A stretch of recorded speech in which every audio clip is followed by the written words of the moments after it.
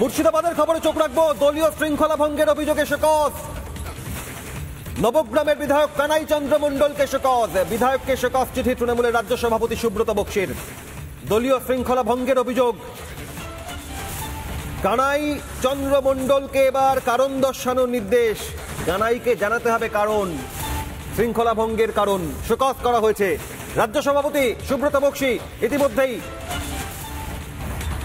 মুর্শিদাবাদের নবগ্রামের বিধায়ককে শোকজ করেছেন। প্রেসিডেন্টের কি দাম আছে? প্রেসিডেন্ট কি কাজ করে বেড়ায়? প্রেসিডেন্ট বানায় দিচ্ছে না। না, প্রেসিডেন্ট আমি বেড়ায়নি, প্রেসিডেন্ট আমি বেড়ায়নি। তা তোকে তো বুঝতে হবে, ওরকম প্রেসিডেন্ট তো মেলা আছে রে, ওরকম প্রেসিডেন্ট তো মেলা আছে দেশে। প্রেসিডেন্ট ওরকম তো মেলা আছে। খলিলুর রহমান প্রেসিডেন্ট, ওরকম যুব প্রেসিডেন্ট, ছাত্র প্রেসিডেন্ট, মেলা প্রেসিডেন্ট আছে। প্রেসিডেন্টের কি দাম আছে? প্রেসিডেন্ট কি কাজ করে বেড়ায়? প্রেসিডেন্ট বানায় দিচ্ছে না। না, প্রেসিডেন্ট আমি বেড়ায়নি, প্রেসিডেন্ট আমি বেড়ায়নি। তা তোকে তো বুঝতে হবে, ওরকম প্রেসিডেন্ট তো মেলা আছে রে, ওরকম প্রেসিডেন্ট তো মেলা আছে দেশে। প্রেসিডেন্ট ওরকম তো মেলা আছে। খলিলুর রহমান প্রেসিডেন্ট, ওরকম যুব প্রেসিডেন্ট, ছাত্র প্রেসিডেন্ট, মেলা প্রেসিডেন্ট আছে। প্রেসিডেন্টের কি দাম আছে? প্রেসিডেন্ট কি কাজ করে বেড়ায়?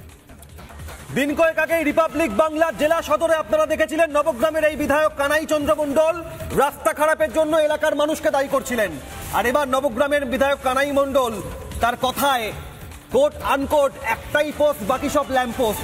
প্রেসিডেন্ট মেলা আছে, কি দাম আছে প্রেসিডেন্টের? পোস্ট একটাই কানাই মণ্ডলের। কারণ দর্শানোর নির্দেশ দিয়েছেন রাজ্য সভাপতি সুব্রত বক্সি।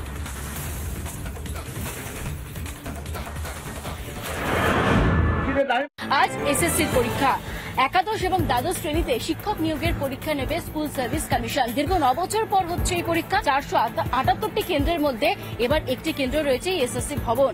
আদালতের নির্দেশ অনুসারে 3 জন পরীক্ষার্থীর পরীক্ষা নেবে এসএসসি এবং এই কেন্দ্রেই 3 জন পরীক্ষা দিতে মূলত সিলেকশন সাবজেক্টের সেটা নিয়ে সমস্যা হয় এবং তারা মাল্টিপল সিলেকশন করে ফেলেন এবং এই আদালতে ছোটার পরে আদালতের বিচারপতি নির্দেশ দেন যে এসএসসিতেই পরীক্ষা নিতে হবে এরকম 3 জনকে যারা এরকম ভুল করেছেন এবং কার্যত নিরাপত্তা ব্যবস্থা আঁটোসাঁটো করা হবে এমনটা আশ্বস্ত করেছেন রাজ্যের শিক্ষামন্ত্রী ব্রাত্য বসু এবং পাশাপাশি এসএসসি। সেক্ষেত্রে দাঁড়িয়ে এটা দেখার যে এসএসসির ভিতরে যে 3 জন পরীক্ষা দেন তারা ঠিক কতটা কি বলছেন এসএসসিতে পরীক্ষা দেওয়ার সময় বা ঢোকার আগে।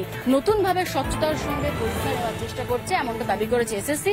সেক্ষেত্রে দেখার এবার কোনো দুর্নীতি হবে না তো, না স্বচ্ছভাবেই নিয়োগ পাবেন রাজ্যের এত শিক্ষক শিক্ষিকারা। ভিডিও জার্নালিস্ট আলী হোসেনের সঙ্গে ইন্দ্রিলা ঘোষ, রিপাবলিক বাংলা, কলকাতা।